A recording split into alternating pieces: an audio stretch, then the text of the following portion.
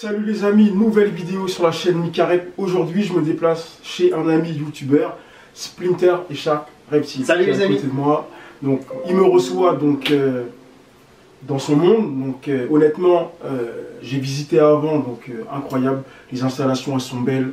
Merci. Il est au top, donc rien à dire. En tout cas j'espère que la vidéo va vous plaire.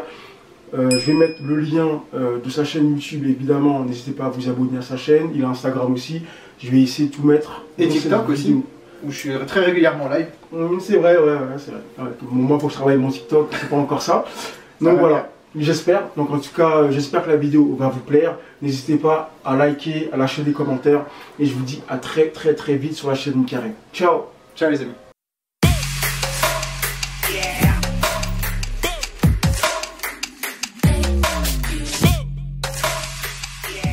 Alors les amis, donc il va nous sortir... Je vais vous sortir... une petite bête. Ah, une bête? Ah, je crois que tu voulais une petite piqûre. Non, bon, bah tant pis. Donc là, il va nous sortir une petite bestiole. Alors, là. Donc là, je vais vous sortir, enfin, je vais vous montrer mes pitons et justes que j'ai. Donc, ils sont en rack. Alors, il y a Pourquoi deux... le rack? Pourquoi le rack? Pourquoi le rack? Parce que ce sont des animaux que j'ai achetés. Donc, un pote qui faisait de la terrarie aussi, et qui était éleveur, donc capacitaire, a décidé d'arrêter le Régis pour raison XY, que je ne jugerai pas. Chacun voit midi à sa porte. Et donc moi je les ai récupérés, ces animaux ont toujours vécu en rack, ont grandi dans ce rack, et il m'a expliqué que dans le rack, ils étaient beaucoup plus faciles à nourrir, moins de jeunes, et ils se sentaient plus en sécurité. Pourquoi? Parce que plus étroit, le python régis est un animal qui aime confiner, parce que dans la vraie vie, il vit donc au Togo, Ghana, en Afrique, et vous ne le trouverez jamais dans la nature par terre. Vous le verrez toujours dans une termitière pour les femelles, pour les pontes, les mâles principalement dans les troncs d'arbres au frais comme certaines femelles, mais jamais en plein air comme un boa, comme un anaconda ou comme une autre espèce. Je suis d'accord. Voilà. Alors, ici, donc on va pas les manipuler, d'accord, donc ici, je pense que vous pouvez voir donc une femelle Jigsaw.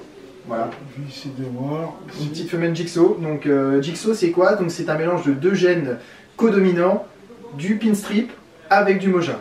Voilà, ce qui donne un joli motif, mélange entre le mojave et pinstrip. Je sais pas si ils vont voir.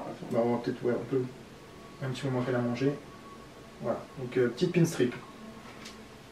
Ouais, une fifi très jolie, qui a un petit caractère, mais elle est loin d'être mordeuse ou quoi que ce soit. Voilà. Donc c'est une femelle, donc elle est un peu maigre. Oui, vous allez me dire, mais pourquoi elle est un peu maigre? Et bien tout simplement parce que quand je l'ai eue, donc c'est mon pote éleveur qui m'en a fait cadeau. C'est une femelle qui a pondu, pas chez moi, mais chez lui, qui a eu une ponte. Et forcément, vous n'êtes pas sans savoir qu'une femelle qui pond fait des réserves et perd beaucoup. C'est une femelle qui a perdu 1 kg. Quand je l'ai récupérée, elle faisait 850 grammes, elle était à 1 kg 800, 900 chez lui. Et là, donc elle faisait 850, donc elle est en train de reprendre tranquillement. Et elle est malheureusement sortie de maladie, elle est malheureusement tombée malade, sortie heureusement de maladie, une stomatite. Donc j'ai effectué les soins. Soins que voilà, c'est une injection, mais je ne vous dirai ni quel produit, ni comment, parce que ce sont des actes vétérinaires, je ne suis pas vétérinaire. C'est ça. Et même en tant que capacitaire, je ne peux pas vous montrer de telles choses comme ça. Même que je ne suis pas encore capacitaire, et que je le serai, je ne peux pas. Exactement, donc attends, je vais mettre un peu de gel du coup. Ouais. Alors donc là, on a un autre. Bon là, on va le sortir direct. Hop, je vais le sortir, il est très beau. Donc c'est un trigène. Et il y a deux gènes, c'est mes gènes préférés. Hop, allez, viens ici mon pépère. Magnifique. Oh là là, j'adore.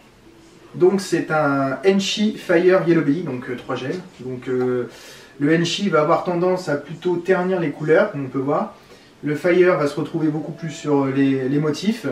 Et le Yellow Belly sera tiré un petit peu plus vers le blanc-jaune. Parce qu'on peut retrouver un peu de jaune, de noir, mais là, voilà. Mais c'est vraiment le Enchi qui a remporté, on voit vraiment sur le spécimen. Le Enchi a remporté le dessus sur les trigènes. Mâle, femelle? C'est un mâle, c'est un jeune mâle. Un jeune mâle. Ouais. Très beau. Très beau, et il a un très beau projet. Il se porte bien. Voilà, il a un très beau projet normalement avec une femelle Enchi Lesser Léopard. Donc trigène plus trigène. Je vous assure que la liste sur Morph Market, il y a au moins 28 gènes différents. Elle est longue. Après c'est toi et ta chance. Voilà, c'est totalement de la génétique. Alors dites-vous bien, Morph Market c'est très bien, mais c'est pas une science infuse. C'est pas parce qu'ils vous disent vous allez en avoir 24, vous savez qu'un python régis ne prend pas 24 œufs, il en prend en moyenne 5. Dans les 5, vous pourrez avoir que du Enchi, que du Fire, que du Yellow Belly, que du trigène, que du 4 gènes, du 5 gènes, du 6 gènes, du monogène, ça dépend. Voilà. Exactement. Donc après c'est toi et ta chance. C'est ça. Magnifique, donc très très très beau. Donc on va le remettre en place. Donc à savoir, moi personnellement, le rack, je suis pas forcément très fan. J'aime bien les voir en terrarium pour qu'ils puissent profiter et tout. Bon, voilà, comme je vous ai dit, ils ont grandi dedans. Ils resteront comme ça, mais je vais quand même tenter d'avoir un rack beaucoup plus spacieux. Exactement. Pour avoir un maximum de confort pour ces animaux. Alors après, donc moi qui le vois en vrai, honnêtement, pour le moment, il y a largement la place. Il y a de quoi faire. Ouais, franchement, ouais, il y a de quoi faire. Il y a vraiment de quoi faire.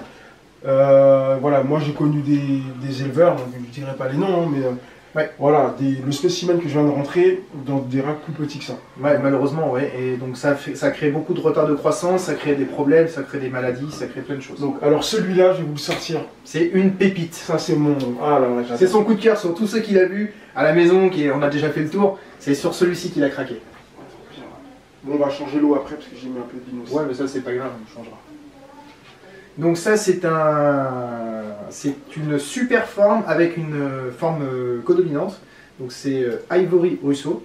Si je ne raconte pas de bêtises, je crois que c'est le Russo, la super forme du Yellow Belly, je crois. Ou l'Ivory, je sais plus, l'un des deux. Alors moi au niveau des morphes, aujourd'hui je suis largué. Vraiment, quand j'ai commencé ça allait, mais aujourd'hui c'est incroyable. Il y a trop de gènes, voilà, vraiment trop de gènes. Il n'est pas le cystique parce que je ne sais pas si vous arrivez à le voir, mais vraiment sur sa dorsale ici vous avez un liseré jaune.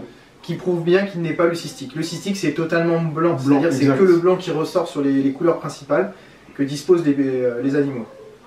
Ouais, je ne sais pas si on va le voir, mais il est jaune sur la dorsale. Donc le jaune c'est vraiment la super forme du Yellow Belly. En tout cas il est incroyable. C'est un mâle, on est d'accord? C'est un mâle aussi, ouais. Magnifique. La première Jigsaw est une femelle, Enchi Fire Yellow Belly c'est un mâle, Ivory Russo c'est un mâle. Donc j'ai 1, 2, 3, 4 mâles en tout. 1, 2, 3, 4 mâles, ouais. J'ai 4 mâles et une femelle, 2 femelles, j'ai 3 femelles Réjus. Et il y en aura d'autres qui viendront par la suite. Parce que j'ai en train de voir pour faire un projet que... Voilà, donc ça sera dans une prochaine vidéo, je pense, sur la chaîne de Mika, quand ce projet commencera bien s'amorcer. Yes, il n'y a pas de problème. Ensuite, on a un autre mâle. Bon, celui-ci, je ne peux pas le sortir. Pour l'instant, il est en soins parce qu'il est tombé malade. Donc c'est un banana pitbull. Donc je ne peux pas le sortir pour l'instant, je ne peux pas vous le montrer, mais sachez qu'il est vraiment très beau. Il a des vraiment très très belles couleurs et il a un projet de reproduction avec la Spider Head Pitbull. Bon, Spider Head Pitbull, je pense que vous l'avez déjà vu sur certaines vidéos de l'œil du Celt. Un gros big up à l'œil du Celt, que je remercie beaucoup. Gros big up à Pat. Ouais, mon Pat, merci encore voilà, pour m'avoir confié sa Spider Head Pitbull parce que franchement il y tenait énormément. Et il me l'a confié à moi parce qu'il savait qu'elle serait bien maintenue et qu'il pourrait l'avoir régulièrement et que voilà, elle finirait une belle vie à la maison. On va vous la montrer, donc je vais faire un gros plan donc, sur le terrain, d'accord. Donc allez, on va faire un gros plan, évidemment hydroalcoolique. Hop. Alors là, le terrain est ici. Donc c'est un petit terrain simple. Hein. Ouais, très simple. Et donc c'est simple, pourquoi? Parce que c'est une Spider et elle atteint de wobble, donc pas de hauteur et pas de choses comme ça. Voilà, donc je suis resté vraiment sur la simplicitude. Voilà, donc la fameuse femelle de l'œil du Celt qui va confier. Donc elle est 100% Head Pitbull confirmée. Elle a sorti de très beaux bébés. Exactement, donc Pat a fait une vidéo donc, justement sur l'éclosion qu'elle a eue et magnifique. Voilà, donc le terrain simple mais c'est efficace. Voilà, du fait de son wobble, pas de hauteur, simplicitude au maximum pour cette jolie petite femelle. Alors donc là il va nous sortir l'Ampropeltis hondurensis triangulum tangerine. Oh, ça fait long. Hein. Ça fait long. C'est serpent, roi, faux corail. Voilà, albinos. C'est plus simple comme ça. En tout cas la couleur, incroyable. C'est un juvénile, hein, donc c'est encore tout petit. Ouais. Alors les couleurs, déjà, alors, pour la trouver déjà, parce que ça aime s'enfouir, pardon. C'est vraiment fouisseur. Voilà. Magnifique. Voilà. Et c'est très vif. Ouais, il est très vif, très tendu. Il est vraiment très beau. De couleurs, incroyable. Et donc, et la question, donc, voilà, moi je ne suis pas calé là-dessus, mais c'est un gène ou c'est des couleurs naturelles? C'est un gène d'albinisme. C'est une forme d'albinisme. D'accord, ok. Voilà, donc c'est un albinisme qui ressort sur le tangerine, donc voilà, plus tiré sur le orange. Magnifique. Orange, il n'y a pas de jaune sur cela, c'est plus le rouge qui est ressorti orangé, qu'on appelle tangerine, voilà. Voilà, on le reconnaît bien à ses yeux rouges, hein, qui est une forme d'albinisme. Vas-y, je t'en prie. Je vais la prendre. C'est une femelle. C'est un mâle, c'est un mâle. Okay. Un mâle qui est très vif, wow. Qui est très, voilà, il se sauve, il est très coquin. Et je vous assure qu'il est mordeur. Là, il est calme, mais il est mordeur. Et puis quand ça mord, je peux vous assurer que ça mord pas, c'est pas, on va dire, une tape franche où ça va mordre et lâcher aussitôt. Là, ça mord et ça mâchouille.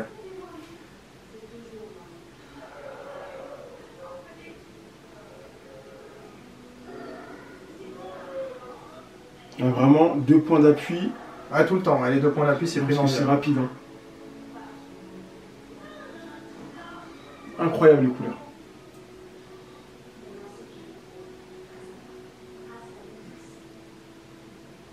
Bon, je vais la reposer.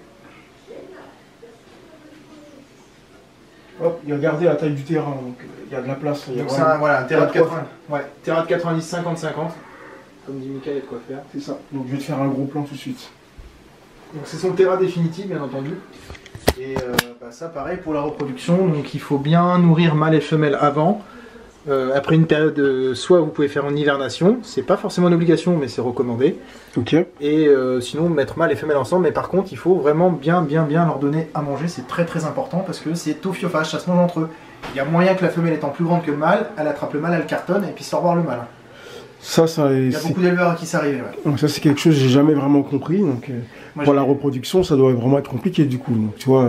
Bah ouais, il faut soit quand on n'a pas la possibilité d'avoir une cave chez soi pour les descendre à peu près à 13 degrés, 12 degrés en hiver, pour vraiment faire les 4 saisons comme en France, comme chez nous, c'est prendre une cave à vin et de les mettre dedans avec un système d'aération pour renouveler l'air et de faire descendre petit à petit les températures en les mettant dans une boîte jusqu'à les mettre en repos hivernal.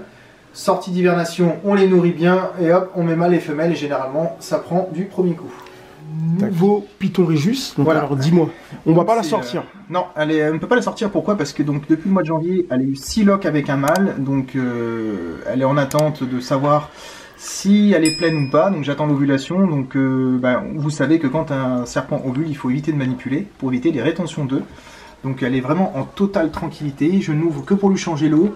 Je n'ouvre que pour lui donner à manger et c'est tout. Donc elle est en ce moment un comportement relativement très agressif. Je veux dire, d'un rien, je mets la main dedans, elle sort, pupille dilatée. Donc ce qui peut prétendre bientôt une ovulation parce que le comportement normalement des femelles change, augmente au niveau de l'agressivité, de l'appétit, comme là, elle a tout le temps faim, pour faire ses réserves et après faire une ovulation dans le meilleur des mondes. On croise les doigts et de toute façon tu me tiens au courant sur ta chaîne. Ouais. Et donc elle est en reproduction avec un mâle mojave, donc possibilité de sortir donc, du mojave, du laisseur, du pastel, laisseur pastel, pastave et du leucistique aussi. Ça fait pas mal déjà. Le mojave il est en bas, d'accord? Le mojave est en bas, ouais. Ok, on va vous le montrer.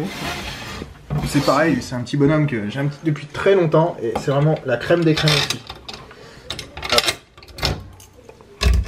Donc là, comme vous voyez, il sécurise toujours tout. Ah oui, sécurité maximale parce que c'est les rois de l'évasion. Et puis comme tout bon terrariophile, j'ai déjà eu des évasions, mais pas de Réjus. Voilà, magnifique. Donc ça, c'est un mojave. Donc qui était en reproduction avec la femelle en haut. C'est un mâle qui fait à peu près 660 grammes. Voilà. Donc poids idéal pour un mâle pour la reproduction. Exactement. On va le laisser tranquille. Ouais. Et là, comme vous voyez, donc le terrain il est simple, hein, honnêtement, la gamelle doit l'opposer. Toujours au point froid. Ici, le tapis chauffant protégé par une plaque en plexi. On voit bien qu'il y a le tapis chauffant là. Régulé par thermostat. Exactement, c'est simple, efficace. Les thermostats, donc c'est les Reptilus. Oui, Reptilus, donc vous avez donc des vidéos pour ceux qui, si vous n'arrivez pas à les régler, j'ai fait une vidéo tutoriel sur les Reptilus pour les régler. Parce que c'est vrai que c'est pas forcément simple et les notices sont un peu merdiques, faut se l'avouer. Et puis j'ai du Thermopro Control 2 que j'ai fait une vidéo aussi dessus. Là, ici. Qui sont là, qui sont un petit peu compliqués à régler, mais franchement avec la vidéo que j'ai fait, je n'ai que des bons retours sur les gens qui l'ont suivi. Elle marche très bien d'ailleurs la vidéo. Marche très bien, très bonne vidéo. Et vous avez vraiment le réglage de toutes les plages que vous avez besoin en fonction de l'espèce. Voilà. Getulus nigritus, Lamprobeltis, donc serpent roi des États-Unis, espèce ophiophage, donc voilà, qui aura un projet de reproduction avec un futur mâle bientôt. Une espèce que je rêvais, c'est vraiment une espèce que je voulais depuis très longtemps. J'adore cette espèce noire comme ça, j'adore ce noir puissant. Donc elle vient de chez mon pote Jurassic Knack et que je remercie beaucoup parce qu'il m'a vraiment trouvé une femelle mais hyper manipulable, très douce. Parce que généralement les nigritus ont un comportement assez taquin. Elle, franchement, top, rien à redire. Donc là, on la sort pas parce qu'elle est en mue, d'accord? Voilà, elle est en mue, elle est à muer il n'y a pas très longtemps, il doit y avoir à peu près un mois, je crois, même pas, 3 semaines, un mois qu'elle a mué. Et là, elle remue encore, donc ouais, on le voit, ouais. Signe d'une bonne croissance. Ouais, les yeux opaques. Et ouais, et puis j'ai une autre femelle aussi qui est en mue, j'en ai 2.